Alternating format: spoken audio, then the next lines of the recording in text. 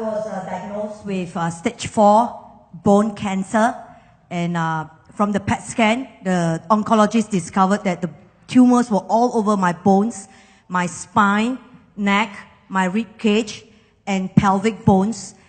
In fact, there were so many tumors in the bones that the oncologist said that he couldn't count the number of tumors in my bones. He told me then, in March, it was incurable, and it's the final stage. In fact, the tumors has eaten up the spine, some of the vertebrae, and it has become hollow. And I was in excruciating pain. I couldn't lie down, I couldn't sleep, I couldn't eat with my right hand, I couldn't move. Even going to do the daily necessities in the bathroom, in the restroom was so tough, and movement was so restricted. And the oncologist told me then that he intended to do radiation on me to kill the pain first, to sustain me, and then to start chemo immediately. But then what happened was, back in December 2011, 3 months before the diagnosis, I actually heard about this conference called Kingdom Invasion in Singapore through my eldest brother John, who resides in Singapore. So I registered then in December, not knowing what will happen to me down the road. And when the PET scan report was out, it was 3 days before the conference. And I told the oncologist, I'm not going to start treatment. In fact, in 2010, I was diagnosed with bilateral breast cancer. He gave me very aggressive chemotherapy, and the whole thing came back within a year on my bones. So I told him this round, I said, I don't have the peace to do chemo somehow. I just want to go down to Singapore because I've registered myself for prayer. And he was stunned. He said, how are you going to go down to Singapore with this condition? You can hardly move. I told him, I don't know. I said, I literally don't know. I couldn't talk properly. I was breathless because I was holding on to the pain. He gave me painkiller to kill the pain. I told him this, I said, I just know that I needed to go down to Singapore. That's all. Then he said, I don't know. It has to be your own decision.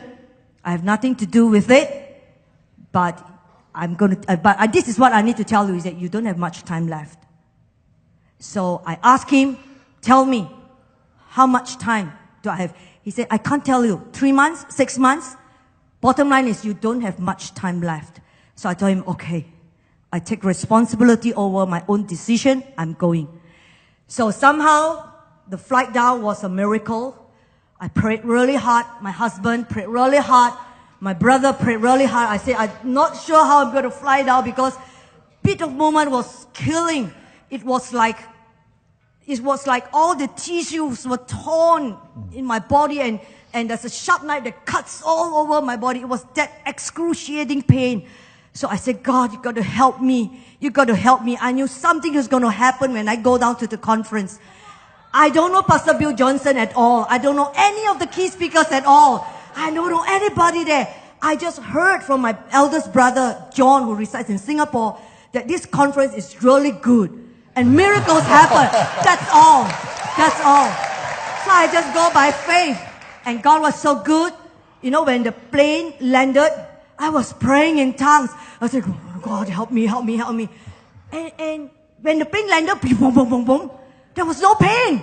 I thought I was healed. But then when the plane stopped, and I said, oh, the pain was there. But the Lord helped me when the plane landed. There was no pain. I could, go through that flight. And when I was in the conference, that's what I told the Lord. I said, God, you got to heal me. There is no other way out. Matthew 4 says, Jesus went around in the province, in the villages, and he healed all diseases. All, you said, God, all. Mine is included. I said, God, mine is included. I don't know how you're going to heal me, but I know you must heal me, and you can heal me. And I tell you, God was so good. I was walking this way in the conference, there were so many people, 8,000 to 9,000 people. My husband and my brothers, they were like bodyguards. They were like guarding me, because anyone who knocks me is like, it's killing. And I was praying. I said, God, I cannot go back to Malaysia this way, because if I'm going back this way, I'm going back for my own funeral. That's it. Wow. Because the doctor says nothing can be done anymore. And that night I was praying. Day 1, nothing happened yet. But I was still in faith, hoping. Day 2, suddenly, after Pastor Bill Johnson preached that night, somehow he said, tonight, I'm going to pray for bones. When he mentioned bones, I was excited. I said, God, it has to be my night. It has to be my night. And then Pastor Bill Johnson started to operate in word of knowledge. He started to call out, sicknesses, different kinds of bone diseases. I was paying attention. I was holding on to the pain and waiting for attention. I said, God, you have to be specific so that I know. So that I know it's me. You're going to heal me. It has to be specific. And suddenly, after one sickness after another, the Pastor Bill Johnson called out. Suddenly he said, someone here has got tumors in your bones. When I heard that, my spirit lifted up, my heart came alive. I said, God. Oh God. Amen. Amen, Jesus. Amen. I said, God, that's me. So I stood up, I lifted up my left hand. I couldn't lift up my right hand because it was so painful. But because Pastor Bill Johnson said, tumors here, I wanted him to notice me. There were like 8,000 to 9,000 people. We were like ants down there. And I wanted him to take notice. I was sitting somewhere around that corner. Yeah. Somehow, Pastor Bill, he just turned and said, I knew it's someone from here. And he spotted me. Being so little there, he spotted me. And guess what? His word was so specific. He said, the Lord wants to heal you tonight. I'm so glad for the word he wants, because Pastor Bill didn't say that night, the Lord will heal you. He said, the Lord wants to heal you tonight. That was such a powerful word, like a sword, piercing into my spirit and my soul. And I received that word that night. And that excruciating pain starts to reduce. I felt sensation all over my back. It was like electric all over my back. And that night itself, those who were healed, we were encouraged to start to do the movement that we couldn't do. So I took the step of faith to start moving my body. It was so tough to move.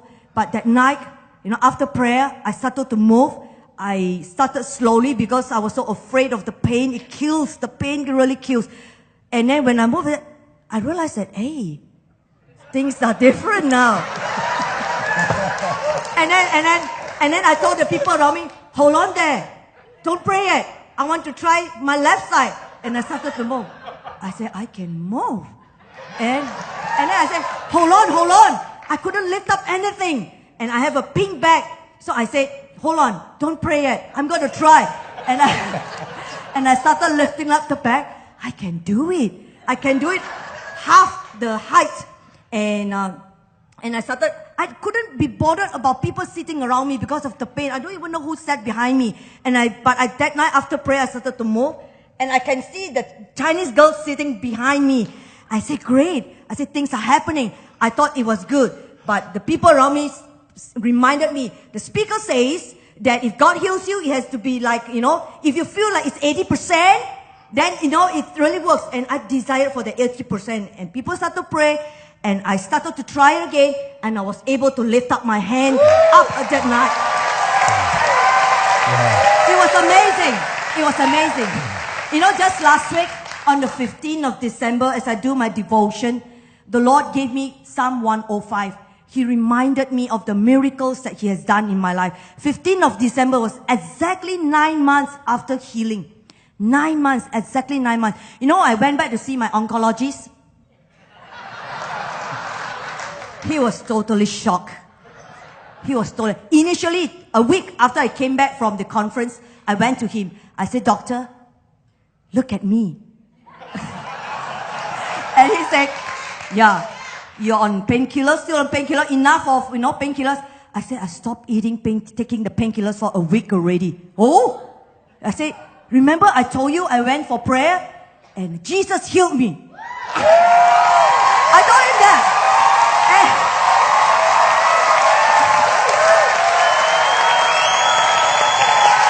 oh God! Amen, amen, amen. Glory to Jesus. Glory to Jesus. Glory to Jesus. Amen. Amen. Amen. You know, it was stunning. It was stunning. And the doctor said, he said, somehow the pain may come back. I said, I don't think so. And then he was pretty skeptical, and somehow he said, I know where you are getting to. I have no comments about that. You know, just be aware if the pain comes back, you know, just take back. I said, okay, but I believe the pain is gone. But somehow I said, my bones were very tight. I couldn't explain. I said the bones were tight, but it wasn't the excruciating pain. Because of that, I told him I'm able to drive to the hospital myself.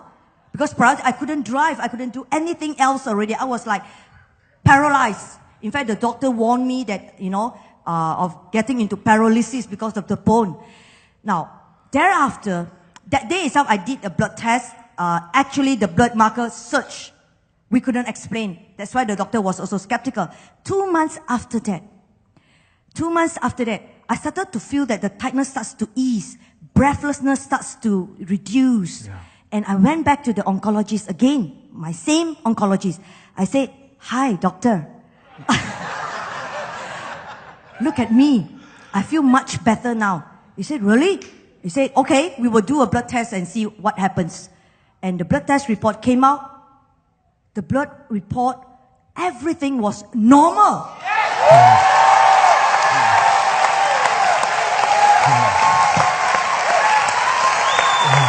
Only Jesus can do it. Yeah. The doctor was shocked. He said, did you go anywhere else for treatment? I said, no. No treatment? No treatment. Only prayer? Yes, only prayer. And he said, whoa, this is a miracle. Then he told me this story. He said, it's not that I ridicule miracle. Miracle does happen. My own grandmother, many years ago, at the age of 40, she had a disease. She went totally paralyzed from head to tail, to his toe. Somehow, she is a believer of Jesus. One of the day when she lied down on her bed, she saw a vision of Jesus. The next day, her fingers started to move. Over time, part of her body started to move, and eventually, his grandmother, the oncologist's grandmother, became normal, and she survived until the age of 42 as a normal person. And at the age of 92, and this is what the doctor told me. 92. 92. What did I say? 92. Oh, 42, I'm sorry. Age of 92. I'm getting excited about Jesus. Talking about Jesus. Wow, it's just so excited. And this is what the oncologist says. But this miracle happened many years ago. It's a long time miracle. But this is what I told my doctor. In a very respectful manner, I told the doctor. I said, doctor, do you think this report is a miracle report? Oh, yes, definitely it is. Then I told him this. Then my belief, and I believe today, that Jesus, the miracle of Jesus is still happening today. It is still valid today. Amen? Amen. Amen. And you know what? Somehow, my personal walk, you know, many people were very interested to find out what happened to my body because of the hollow spine, the pain, the breathlessness, the strength. But today, you know, from March till now, I measure myself. The energy started to come back. I'm able to walk up slope 20 minutes, 30 minutes without it. I'm able to jog little by little. I'm able to pick up things from 2 kg to 5 kg to 10 kg to 15 kg. I'm able to drive around. I'm able to go back to normal routine as a normal person. And in fact, I went to an oncologist, a Christian oncologist who witnessed my healing in Singapore. I went to her and said, what do you think, you know, should I go for a PET scan, you know, to somehow scan through my bones all over again? And this is what this oncologist told me. And I find that it was really a good word because it settles in me, you know, what I should be focusing on. She said this, a real medical oncologist from the medical science. This is what she said. She said, You have walked a different path. You are walking on water. Your faith, because of faith in Jesus Christ, you have been healed. Why do you bother measuring yourself through PET scan? Because you are walking on water. How deep is the water doesn't matter anymore. Whether it's 10 meter deep, 5 meter deep, it doesn't matter anymore. Because you are on water. Amen. Glory to Jesus.